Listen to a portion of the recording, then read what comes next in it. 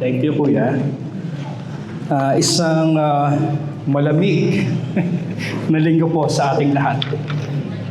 Malamig kasi konektado po ito sa ating pag-uusapan patungkol po sa binasa kanina ni Kuya Jello. Na-inspire po ako dito sa 7 charges of Revelation nung nag-speak po si Kuya Jean nung prayer meeting. Alam niyo po mga kapatid, no? Sabi ko nga, very, kumbaga, related sa buhay nating lahat. Kung ano yung mga characteristic nitong 7 charges in Revelation.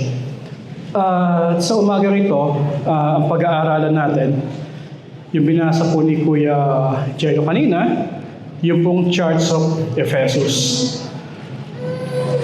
Ito pong sa local church mga kapatid, no? Iba't iba ang mga istorya ng different churches, yung physical churches na tinatawag. So, merong ibang church na nabuo sapagkat yung isa, maaring yung magulang, no? Nakabasa siya ng pamphlet. Nalaman niya ang katotohanan, siya'y nag-aral, and then isinare sa kanyang buong pamilya at nag-decide sila na magtayo ng isang local church. Meron na mga ibang church na nabubuo sa pamagitan ng mga missionaries, ng mga pastor na pinapadala sa iba't ibang lugar, and then may mga naku-convert. At ang nangyayari, nag-i-establish sila ng isang physical church sa kanilang lugarin. At meron namang iba na pagka dumadami na yung church sila, nagkakaroon ng daughter church, no? Karamihan po 'yan sa mga sa Pampanga. Kung malalaman nyo, kung umattend kayo ng mga different fellowship sa mga kapatiran, malalaman nyo na maraming mother and daughter churches. So napakaganda mga kapatid, no?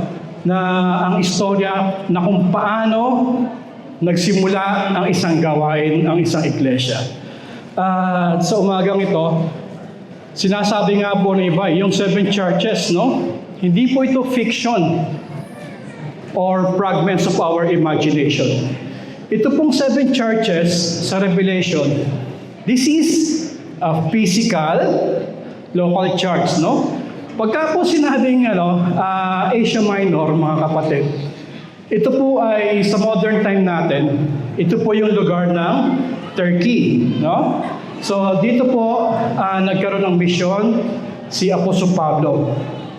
And then na-establish itong church sa Efeso sa second missionary journey ni Apostol Pablo between 49 to 52 AD. Na kung saan, no? After niyang mag-conduct ng church planting sa Corinto, siya po ay nag-decide na umalis, pumunta ng Syria, at napunta po siya sa Efeso. At sinama niya si Priscilla at si Aquila, yung po mag-asawa, no? And then, maraming na-convert dito sa lugar ng Efeso. At ang nangyari, ito po ay nakasulat sa Bible, mga kapatid, no? Mababasa po natin ito sa Acts chapter 18, verse 18. Katunayan, natotoo po itong local church ng Efeso. At marami na convert dito sa lugaring ito. At sa Efeso, mga kapatid, mababasa natin sa Acts chapter 19, verse 10, na nakilala ni Priscilla at ni Aquila si Apollos. Si Apollos boy is a very talented man of God. Kaya lang, noong mga panahon na yon, wala pa siyang masyadong alam sa salita ng Panginoon. Kaya nag-decide si Apostol Pablo sapagkat hindi siya nag-i-stay sa isang lugar eh. Meron na naman siya ibang lugar na pupuntahan. Kaya sabi niya, pinag-stay niya si Priscilla at si Aquila para alagaan ang mga kapatiran sa Efeso. At Priscilla at Aquila, sila po ang ginamit ng Diyos para po turuan si Apollos. At ang nangyari sa Acts 19:10, because Apollos will become a very mighty and effective man of God, no, sa pag-share ng salita ng Panginoon, naging very popular po itong Church of Efeso, no? Ibig sabihin, kunyari, dito sa Pasig, maraming mga na-convert sa Taguig, no? Ibig sabihin, hindi lang nag-stay sa Pasig ang salita ng Panginoon. Kumbaga, kumalat sa mga karating na lugarin, no? At anong nangyari dito mga kapatid, no? Sa Acts 19 verse 19, nagkaroon po ng great revival sa lugarin na ito. Na kung saan, alam niyo po, ang trabaho ng mga taga-Efeso during that time, sila po ay gumagawa ng mga idols. No? Yung mga rebulto na hindi po gawa sa kahoy, hindi gawa sa semento, kundi gawa po sa silver, sa pilak. Sa verse 19, chapter 19 verse 19, mababasa natin na sinunog ng mga taga-Efeso yung kanilang mga Diyos-Diyosan. No? Sabi nga po, almost 5,000 religious relics ang sinunog nila. Alam niyo po kung magkano? It cost about $5 million to $6 million. I-times niyo po yan sa peso. 360 million, no? So, ganoon katindi ang revival nitong mga taong ito sa Efeso. Hindi nila inalintana na mawawalan sila ng trabaho, no? Ang mahalaga sa kanila ay ang pagsunod sa Diyos. So, naging very effective, naging very fruitful yung gawain sa Efeso. At anong nangyari? Nagtalaga na po si Apostol Pablo ng mga elder, ng mga pastor sa lugaring ito, no? At itinalaga niya si Timoteo bilang pastor teacher sa lugar na ito. At alam niyo ba mga kapatid, ang sumulat nitong Revelation, itong book ng John, 1st and 2nd John, siya po ang kauna-unahang obispo ng Church of Ephesus. Na pag-aralan ko po yan sa BTC. So ito po yung maiksing church history ng Church of Efeso, no? So bago po tayo magpatuloy, tayo po muna ay manalangin. Muli po, Panginoon, kami po ay dumudulog sa inyo na kayo po ang patuloy naming aasahan sa aming mga salita mo na mapag-aaralan. Kayong patuloy na kumilos sa bawat isa para maintindihan po ang kahalagahan, ang mensahe ng inyong salita. Dalangin namin na ang inyong pangalan lamang may taas sa aming kalakitaan. In Jesus' name we pray. Amen. Okay, so magbe-verse by verse po tayo. Ayan. So, ang text po natin, ito po ay matatagpuan sa Revelations chapter 2, so verse 1 to 7. Ayan po, ano? So, Ephesus, a fallen church. Okay, sabi po dyan sa verse 1, isulat mo sa anghel na iglesia sa Efeso, ito ang pinasasabi ng may hawak ng 7 bituin sa kanyang kanang kamay at lumalakad sa gitna ng 7 ilawang ginto. So kung mapapansin niyo mga kapatid, no? Bakit naka-highlight yung 7 bituin? Anong ibig sabihin yan? Ang 7 bituin, ito po ay kumakatawan sa mga church leaders, no? Sa mga pastor, dito po sa 7 churches sa Revelation. At dito, sa nabasa natin sa verse 1, anong ibig sabihin nito? Bakit isinulat ito ng ng Diyos, no? Para sa atin, ano ang mensahe nitong chapter 2 verse 1? Kasi mga kapatid, no, may mga pagkakataon na sabi dyan, no, isulat mo ang pinasasabi ng may hawak ng 7 bituin. May pagkakataon mga kapatid sa isang iglesia, ang atensyon ng mga believers, ng mga mananampalataya, masyado po silang humahanga sa mga taong nagsasalita dito sa harapan. Tama? Kuminsan, yung mga kumakanta, masyado tayong infatuated, no? Kumbaga, pinupuri natin sila. Ang nangyayari, supposedly, yung papuri na dapat sa Panginoon, sa Diyos, napupunta po sa tao. No? Kaya po, nire-remind ang mga bawat mananampalataya na ang lahat ng ito ay hawak ng ating Panginoong Hesukristo. So ibig sabihin mga kapatid, Jesus Christ is the center, He is the head of every church, no? Local church dito sa mundo. So hindi pwedeng magmalaki, bawa, kung ikaw man ang nagpo-umpisa ng isang iglesia, hindi sa iyo iglesia na yan, no? Hindi ka pwede magmalaki na magaling kang magsalita dito. Hindi mo pwede ipagmalaki yan sa Panginoon sapagkat si Jesus Christ ang source ng lahat ng mga bagay na ginagawa natin dito. Isko yung mga katalinuhan, no, yung salita ng Panginoon, na di-discern natin yan, hindi sa pamagitan ng sarili nating talino, no? Yan po ay nanggagaling lahat sa Diyos. So, it's a warning mga kapatid, no, na dapat ang ating pagpunta dito, dapat merong pagmamahal, no? Ibig sabihin, may mga taong umaattend ng church, pero yung puso nila, wala naman sa pagsamba, no? Okay, next verse. Ayan. So sabi dito sa verse 2, nalalaman ko ang ginagawa mo, ang iyong mga pagpapakahirap at pagtsatsaga. Alam kong hindi mo kinukonsinti ang masasama. Sinubok mo ang mga huwad na apostol at napatunayan mong sila'y nagsisinungaling. Ano yung makikita natin dito? Ito yung mga bagay, no, na sabihin nating credit nitong Church of Efeso. Sapagkat, tignan niyo mga kapatid, no, nalaman ko ang mga ginagawa mo, ang iyong pagpapakahirap at pagtsatsaga. So, ibig sabihin, seryoso po itong church na to, no?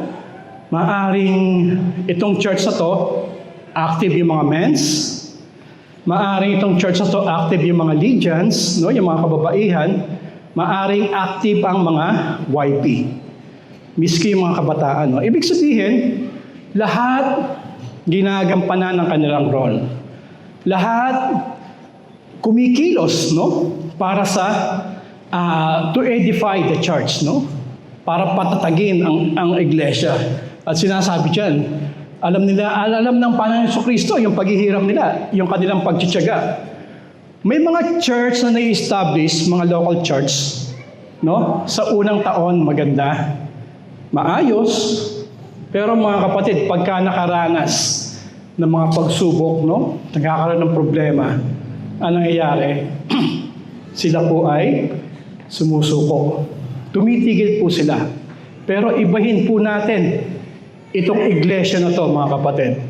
In spite of different sufferings, no? Yung mga different na paghihirap nila, pagdurusan nila, patuloy pa rin silang naglilingkod sa Panginoon, no?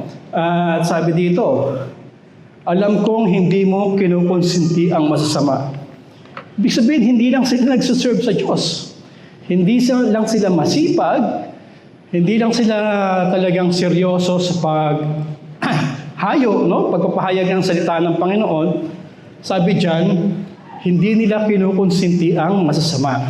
No? Ibig sabihin, sa church na to, zero tolerance ang kasalanan.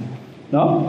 Ibig sabihin, talagang concern yung mga elders, no, yung mga pastor, pagka nakita nilang merong diferensya o may kasalanan, nabalitaan nila patungkol sa isang miyembro nila, they take it seriously. No? So pagkat ito po ang nais ng Panginoon, no? Sabi nga po sa Matthew, kailangan kumprontahin natin yung mga nagkakasala sa loob ng iglesia. Hindi natin, sabi nga po dyan, hindi kinukonsinti, no, ang kasalanan.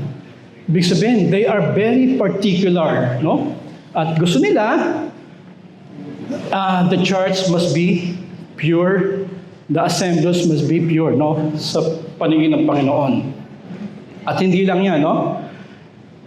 Hindi lang sila masipag, hindi nila kinukonsinti ang kasalanan. Ano yung kasunod? Sinubok mo ang mga huwad na apostol at napatunayan mong sila'y nagsisinungaling. So, alam nila kung mayroong mga false teacher na napapasama sa kanilang iglesia. Ano ibig sabihin yan? Malakas po ang pang-amoy nila, mga kapatid, no? Na baka mamaya iba yung itinuturo, no? Patungkol sa salita ng Panginoon. Baka mamaya ang itinuturo taliwas sa itinuturo ni Apostol Pablo na we are saved by grace. Kasi ito pong panahon na to, ito po yung kainitan ng tinatawag ng Judaism, no? Na kung saan ipinapangalat na ibang relihiyon na hindi sapat ang pananampalataya sa ating Panginoong Kristo. Kailangan merong gawa, kailangan magpatuli, kailangan mag-abuloy, no? Kailangan sumapi sa isang relihiyon. Yan po ay taliwas, no? Kaya itong Ephesians church na to, alam nila, they are very particular, no? Sa doctrine nila, no? They are very particular about the salvation through our Lord Jesus Christ. Nalalaman nila, naamoy nila yan, no? Masipag, lahat serving God, no? Tapos makaranas ng paghihirap, hindi sila sumusuko, at hindi nila kinokonsenti ang kasalanan sa loob ng iglesia, at higit sa lahat, no? Alam nila kung paano depensahan ang kanilang doktrina. So ito, no, yung habilin po ni Apostol Pablo kay Timoteo, no? Sa 1 and 2 Timothy, ang sinasabi ni Apostol Pablo kay Timoteo, o miski sa mga elder leaders ng church, no? Kasi ginagather po yan ni Apostol Pablo pagka dumadalaw po siya. Nagbibigay siya ng warning sa mga false teacher during that time. At sabi niya kay Apostol Pablo, ay kay Timoteo, ingatan mo yung mga taong tumatayo sa harapan. No? Kung meron kang marinig o maamoy, o ibig sabihin, maling turo, iyan mo kagad, sabihin mo, wag mo konsentihin, no? I-raise mo kagad yung issue, i-correct mo kagad siya, sapagkat pagka kinonsenti ang ganyang uri ng mga maling turo, maaring kumalat, no? Magkaroon ng chaos sa loob ng iglesia.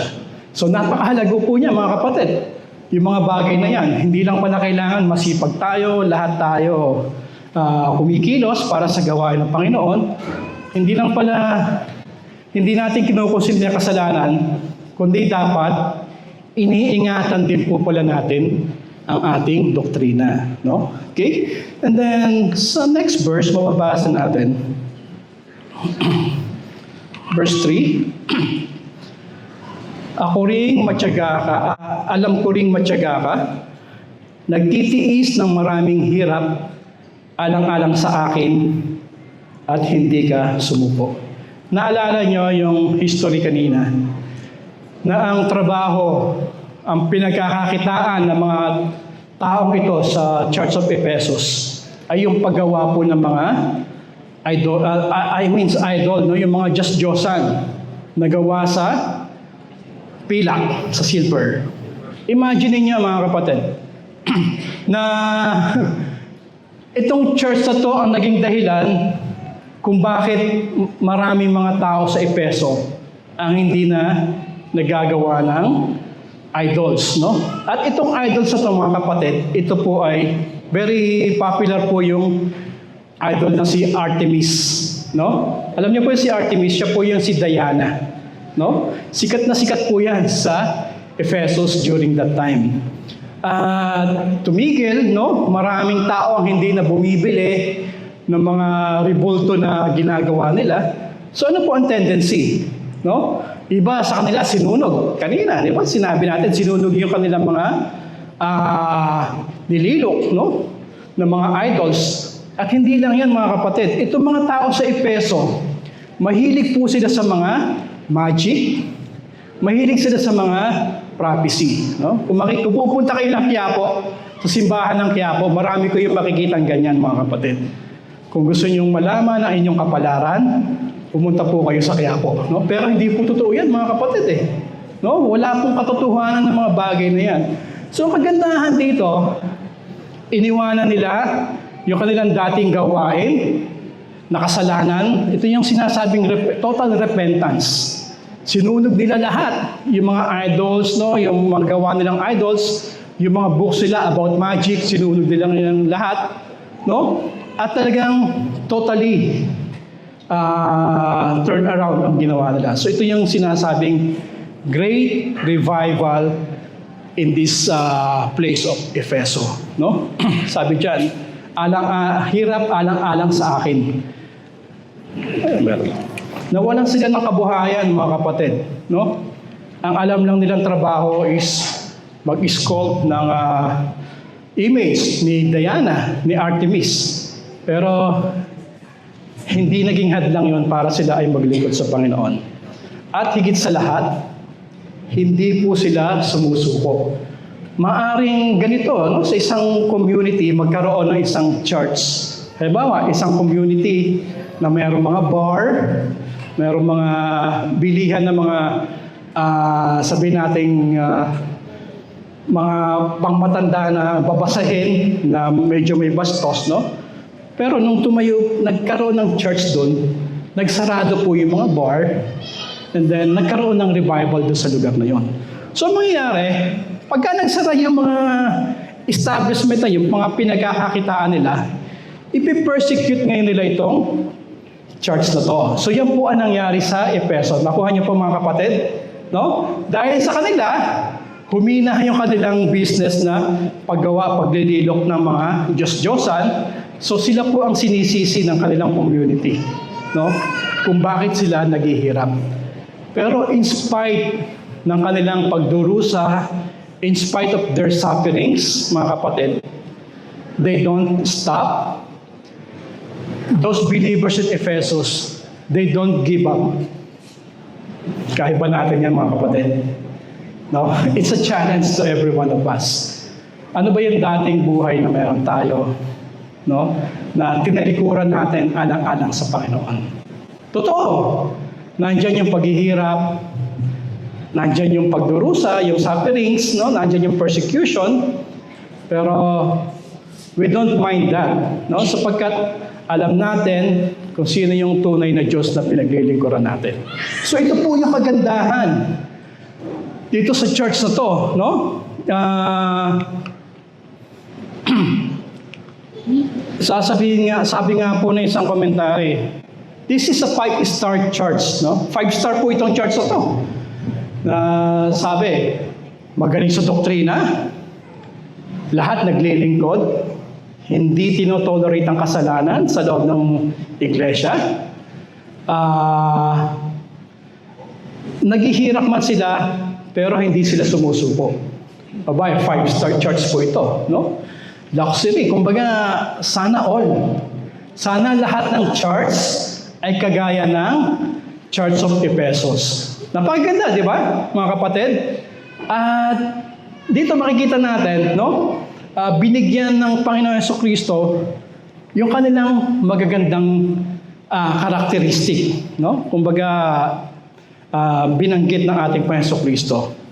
Pero, yung binasa kanina ni Jello, dito po sa verse 4, makikita natin, meron pong twist na makikita po tayo dito. No? At sabi dyan, no? Subalit, may isang bagay na ayaw ko sa iyo. Imagine, mga kapatid, masipag na mga mananampalataya, magaling sa doktrina, nakakaamoy ng maling turo, no? Imagine na hindi kinukonsente ang mga kasalanan. Imagine itong church na to, very active, very energetic, no? Miski mga kabataan, siguro nakakapag-share ng salita ng Panginoon. Pero, sabi dyan, subalit, ano ibig sabihin ng subalit? Sabi nga ni Kuya Aris, bawat salita, ito po ay mahalaga. No? Ano yung ibig sabihin ng subalit? No? Ang ibig sabihin ng subalit, merong diferensya. Ito po kagandahan sa ating Panginoon Kristo. Una, praising, and then after that, i-rebuke. Isang katotohanan na dapat na meron ang bawat isa sa atin. No? Sa pagre-rebuke sa mga kapatiran, na nakakaranas ng mga pagsubok sa buhay o nalululong na ano sa kasalanan, no? Una, sabihin mo yung magaganda sa kanya and then i-rebuke mo siya. Ito yung maganda example sa ating Panginoon Kristo. Hindi yung diretso kang i-rebuke yung isang kapatiran. Masakit po yan, di ba? No? So ito po ang kagandahan sa best example ng ating Panginoon Kristo. First, praising and then rebuke. No? So sabi dyan, subalit may isang bagay na ayaw ko sa iyo.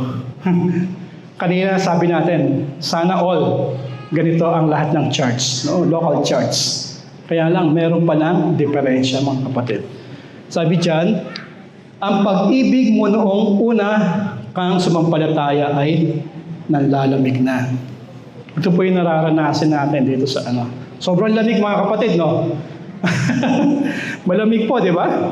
So, ibig sabihin, no? Itong church na to, mga kapatid, sa kabila ng kanilang pagiging very busy sa gawain patungkol sa Panginoon, pero meron pa rin silang weaknesses, mga kapatid. Sabi nga po, itong 7 churches. Miski sa panahon natin, there is no perfect church, no? Wala pong perfect church talaga. Miski anong gawin natin, no? Talagang meron at meron pong mapupula sa bawat churches. So sabi dito, no?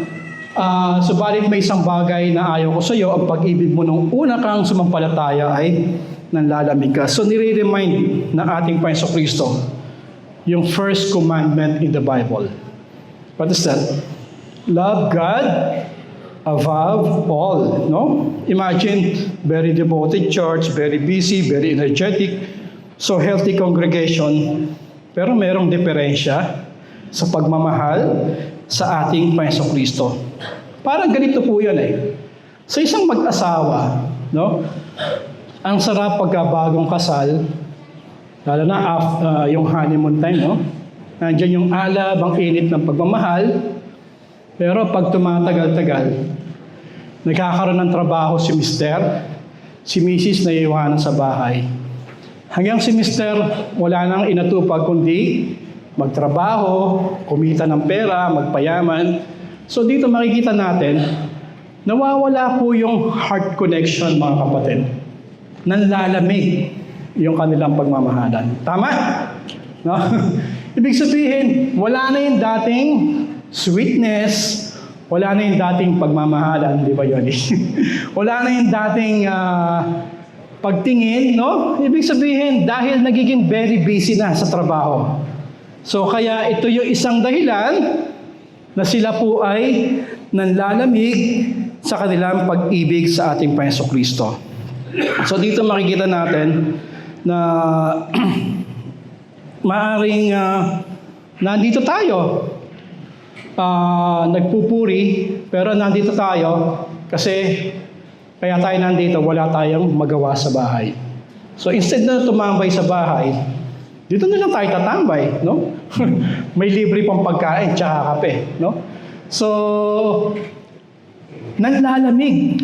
Walang tunay na pagmamahal. Maaring sa mga pastor, no? O sa mga church leader, maaring nagsasalita sila dito sa harapan ng walang pagmamahal. Tama?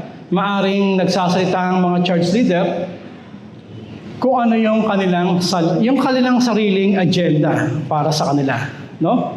Wala yung sasabihin nating will of God. Ibig sabihin, malayo ang kanilang puso kay Kristo. Ang ini-insist nila ay yung kanilang sariling kapakinabangan. So yun yung mga nanlalamig na church, no? Sa mga church leader, no? Lalo na yung mga founder, may mga instances po nangyayari na ganito eh. Lalo na yung mga house churches. Iniisip nila na kanila yung church, kanila yung iniisip nila na sila ang dapat na masunod. Kaya lang, verse 1, nire-remind tayo, mga kapatid, na ang lahat ng local churches, our head is our Lord Jesus Christ. Wala tayong dapat na ipagmalaki sa ating sarili. Okay? So ito po, 5-star church, pero merong deficiency. Merong diferensya. Ano po yun? Yung kanilang pag-ibig sa ating Panginoong Kristo. Okay? Next. Dito po sa verse 5, mababasa natin. Kanina, binanggit na ating Panginoong Kristo yung problema na wala yung kanilang pag-ibig sa ating Panginoong Kristo, yung kanilang first love. Dito po sa verse 5, sa verse 4, in-address yung problem. And then sa verse 5, in-address po yung solution. Ito po yung kagandahan sa ating Panginoong Kristo. Completos recados. No? Na hindi basta binanggit yung problema, kayo na ang bahalang gumawa ng solusyon. After nang bagitin yung problema sa verse 4, binanggit po yung solusyon sa verse 5. Ano-ano po yan? 3 aryan, mga kapatid, kung mapapansin nyo. First, sabi po dyan, alalahanin mo ang dati mong kalagayan. Okay. First solution, remember. Nung una po kayong naligtas, ano po yung naranasan nyo? Miski yung mga kabataan, no? Pagka una kang naligtas, nandun yung enjoyment, nandun yung init ng paglilingkod sa Panginoon. Tama? Di ba, Ate Connie? Pagka una kang naligtas, iba yung energy mo, di ba? Nandiyan yung gusto mong umattend sa mga fellowship, nandiyan yung gusto mong makatapos ng BTC, nandiyan yung gusto mong umattend ng singles fellowship, lahat ng fellowship gusto mong attenan. Tama? Kasi mainit ka sa Panginoon. Kaya lang, sabi dito, iyon yung dapat mong alalahanin. Excuse me po. Sorry po. So ito yung nangyari, no? Sa Church of Ephesus, masyado silang naging very busy na yung kanilang paglilingkod, wala na sa puso. Naging very mechanical routine na lamang, no? Yung kanilang paglilingkod, no? At yung kanilang pagsamba, wala na sa puso nilang pagsamba sa ating Panginoong Kristo. Naging ritual na lamang. Alam niyo po yung ritual na pagsamba? Alam niyo po yung mga kapatid? Yung pong dating ginagawa natin sa dating nating religion. So yan po yung ritual. Hindi mo kilala kung sino yung sinasamba mo. Hindi mo alam kung bakit ka nandito sa iglesia, sa simbahan, nasa bahay panambahan ngayon. Hindi mo alam yung dakilang ginawa ni Kristo. Kasi nandun ka lang para ipakita sa ibang tao na ikaw ay religyoso. Tama? Pero, dito makikita natin, yung dating kalagayan natin, dapat nandun yung puso, mga kapatid. Na nandito tayo sapagkat gusto nating makilala ng lubusan ng ating Panginoong Kristo. Alalahanin, remember. Sa isang mananampalataya, itong Sunday service, this is not enough to know Jesus. Para mas lubos mong makilala si Kristo, iba sa inyo, gusto palaging merong Bible study, no, sa inyong lugar. Kahit na 3 beses sa lugar nyo merong Bible study, lahat na yun ina-attendan mo kasi gusto mong makilala ng lubusan si Kristo. Hindi enough sa iyo ang Sunday service, no? Gusto mo umattend ng mga fellowship kahit sa Pampanga pa yan. Gusto mo umattend ng prayer meeting, lahat ng mga Bible study sapagkat gusto mong makilala ng lubusan ng ating Panginoong Kristo. So, number 1, remember. Second R, pagsisihan mo. No? Ibig sabihin, kailangan merong true repentance.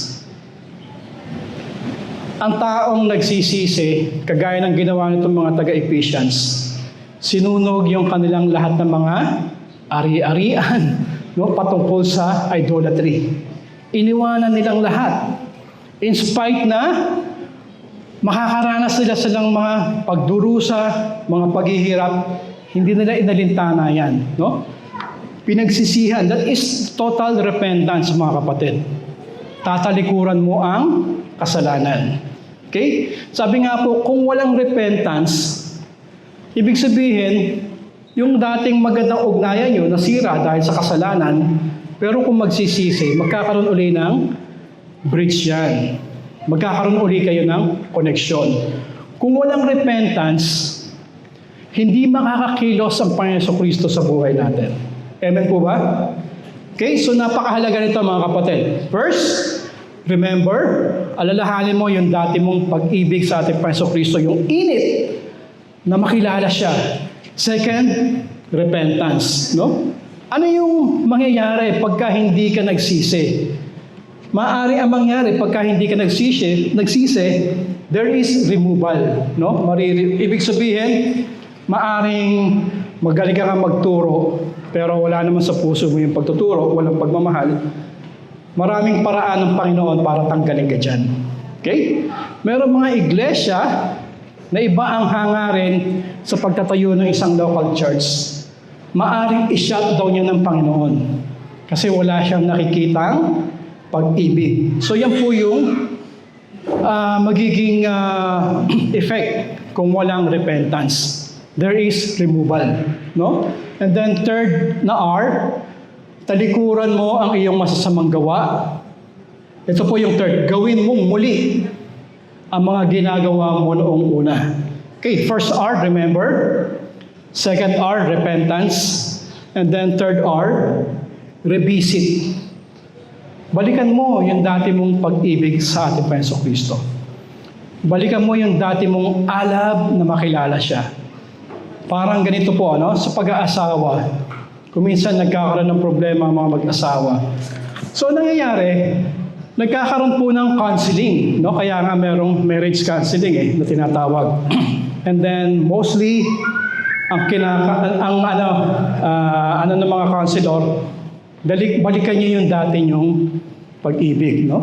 Na kung paano niligawan ni Kuya Tupay si Ate Estela, kung paano niya sinusulatan ng love letter, balikan niyo yung dati niyong ginagawa. Hindi pwedeng wala kayong gagawin. You must take action, mga kapatid. Kailangan meron kang gawin para mag-alab uli ang iyong pag-ibig sa ating Panginoon Kristo. Amen po ba? So ito po yung solusyon, mga kapatid. Pagka merong panlalamig, kailangan i-assess natin yung ating sarili. Baka isa tayo sa kagaya nitong mga taga-Efeso. Nanlalamig tayo sa paglilingkod sa Panginoon. Tandaan natin yung tatlong R, remember, repentance, and then revisit. Okay? And then, sabi po dyan, kapag hindi ka nagsisi, pupunta ako dyan at aalisin ko sa kinalalagyan mo ay yung ilawan. So, yun po yung pinanggit natin kanina. Kung walang repentance, maaring matanggal ka bilang isang pastor. Kung walang repentance, maaring maklose ang gawain sa lugarin ninyo. Okay? So, napakahalaga po niya. Tandaan natin, mga kapatid, na sa ating paglilingkod, kailangan ang sentro ng ating paglilingkod ay ang ating Panginoon Kristo. Okay?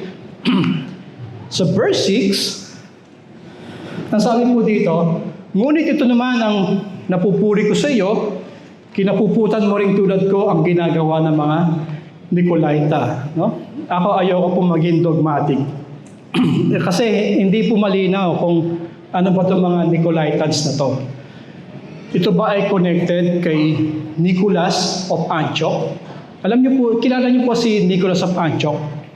Ito po ay mababasa natin sa Acts chapter 6 verse 5. Yung 7 original deacons ng unang-unang iglesia sa buong mundo. Ang Church of Antioch. Dalawa po kasi Antioch Merong isa sa Jerusalem and then merong isa sa Asia Minor ata. Pero ang binabanggit po dito, ito po yung Antioch sa Jerusalem. Na kung saan nagtalaga ang mga apostol na mga deacons. Ito pong si Nicholas of Antioch. Sabi nga po, nalihis daw po yung kanyang turo kasi dati daw po itong Gentile. And then naging proselyte, naging Judaism, and then na-convert as a Christian. Sabi nga po ni Irenaeus, na inaano niya yung turo ni Nicholas.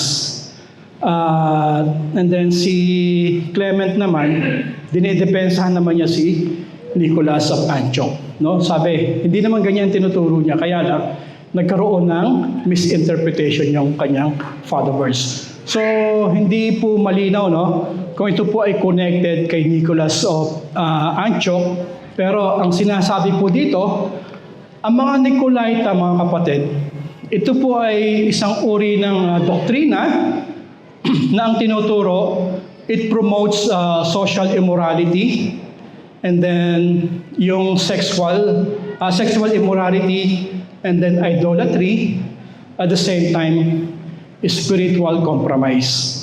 Sabi nga po, itong mga Nicolaita, ang turo po nito, ang doktrina po nito, this is parallel sa Old Testament na si Balaam, na sinasabi po dito, oo, Kristiyano ka, pwede kang kumain ng mga pagkain na inaalay sa Diyos-Diyosan. No? Oo, Kristiyano ka, pwedeng gamitin mo yung katawan mo sa hanggat gusto mo, no? Yung abuse of grace na tinatawag. So ito yung sinasabi ng ating Panginoon Kristo. Against po siya dyan. Natutuwa siya sapagkat itong mga taga-Epeso, kinapuputan din po nila yan, yung mga ganyang gawain. No? Ito pong gawain ng mga Nicolaita, this is against the grace of our Lord Jesus Christ. Okay, next. Sabi po dyan sa verse 7, no? Ang lahat ng may pandinig ay makinig sa sinasabi ng Espiritu sa mga iglesia. Ibibigay ko sa mga magtatagumpay ang karapatang kumain ng bunga ng punong kahoy na nagbibigay buhay na nasa paraiso ng Diyos. Dito makikita natin, ano ba yung ibig sabihin ng ang lahat ng may pandinig ay makinig? Ibig sabihin ba yan is yung physical hearing? Hindi po. Ang ibig sabihin niyan, mga kapatid, spiritual awareness of every believer. Kailangan i-assess natin yung sarili natin na baka mamaya nangyayari na sa atin itong mga bagay nito. Na nandito tayo, hindi upang sumamba, nandito tayo para lang magpalipas oras, no? Nandito tayo kasi wala tayong magawa sa bahay, no? So, ibig sabihin, mga kapatid, no? Magkaroon tayo ng spiritual awareness sa ating buhay.